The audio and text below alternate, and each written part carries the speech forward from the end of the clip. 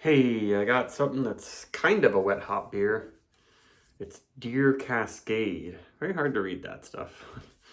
It's a pale ale from Treehouse, 5.2% alcohol, and it just uses Cascade hops. But the deal with this is it uses this new product where they get the lupulin powder from a wet hop, an undried whole cone. And the undried whole cone hops are known as wet hops, sometimes fresh hops.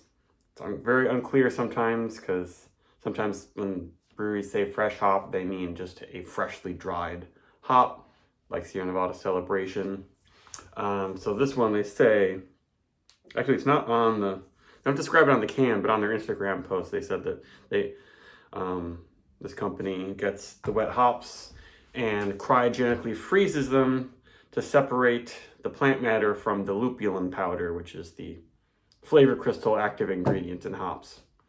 That's the spiel. Kind of like keef or something. So this was released 8 days ago, and they really fill their cans to the brim every time you get it on myself. So here we go. Don't want to get all sticky. And they also don't make this in the Treehouse hazy style. They use clean American ale yeast is what they say. But what I like is that they also don't make it very malty. You can see it's really pale, very slight haze. Yeah, pale malts, classic American ale yeast. So it's just trying to get straight up Cascade in your face. Not a lot of strong yeast esters and stuff are in classic American ale yeast like Sierra Nevada. There's some flavor going on, but not nearly as much as the Treehouse hazy yeast strain. And it looks pretty good. The head's not phenomenal. It's a little bit wispy. Might not last forever, but this beer is just all about getting the Cascade. And wow, it smells quite sweet. And it does have a little bit of this kind of sweet melony thing that I get from wet hops. It's very sweet melony, honey, floral, almost berry notes. I missed a bit of a green chlorophyll thing, but not green like you get from like menthol-y, dank, piney hops or stuff like that. It's not that kind of thing. It's a different kind of green. Yeah, I mean, if you gave me this and said it was wet hops, I might believe you. A pretty strong aroma and quite unique. It's quite different from if you just have a Sierra Nevada Pale Ale or some other Cascade beer. Because when you dry the hops, you lose a lot of these volatile aromas that really give it this unique green watermelon-like character. That's what I kind of pinned it down. It really reminds me of watermelon.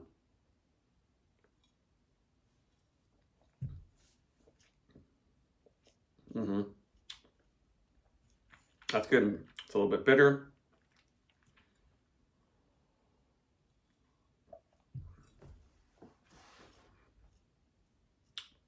The feel it's not coarse, but it's not ultra soft, but I don't really care that much. I was going into this beer just wanting a in-your-face, unadulterated hop experience, and I'm getting it. At 5.2, it's a lot of hop flavor. I say grapefruit, spicy orange, whatever that means. Hints of pine. I guess there's a little bit of pine in the finish.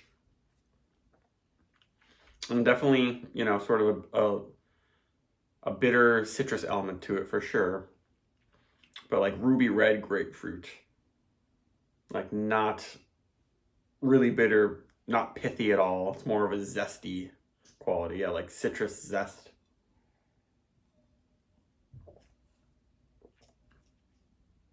Wouldn't exactly say juicy, but it's very fruity and quite sweet. But I think the sweetness is kind of preventing this from being too spicy and vegetal-y. Too much green stuff going on. Second pour, the head's a little bit nicer maybe. I don't know which way to hold this can. Has sort of the generic Treehouse label, but then you can see the name over here, barely on camera. That's pretty good. Kind of big bubbles coming up.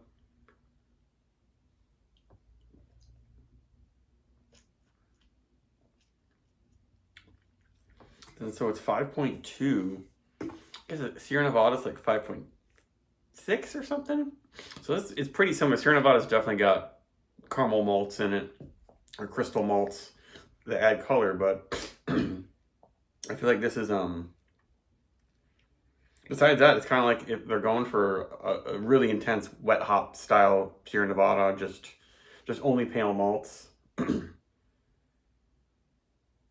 I'm getting a little bit of that slight,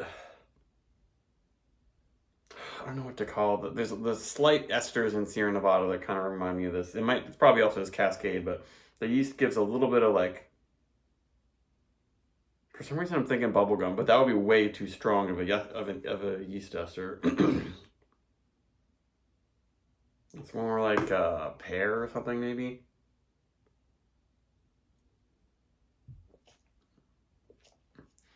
There's lots and lots of aroma and flavor in this. Hopefully more breweries get to use this product because I think this is really good. And you could definitely like just use some of this product and make a hazy IPA and throw a bunch of, you know, more popular in your face hazy hops. And I think it would come through. It's like this beer it's so strong in this beer.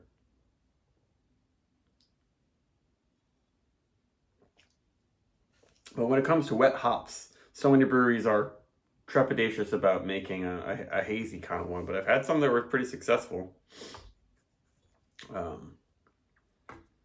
Also because you only get one chance a year usually, and most breweries don't even get a chance to use wet hops.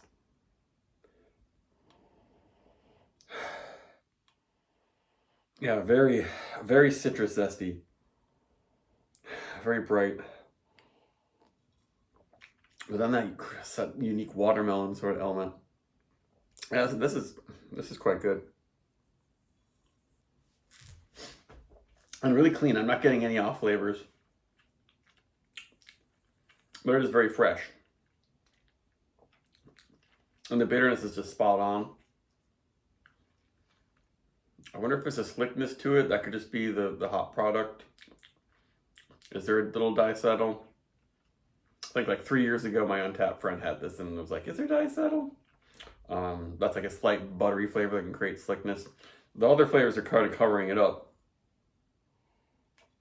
if it is in there. But this is like it's not a perfect beer, but it's definitely, it might be like a 4.5 for me. But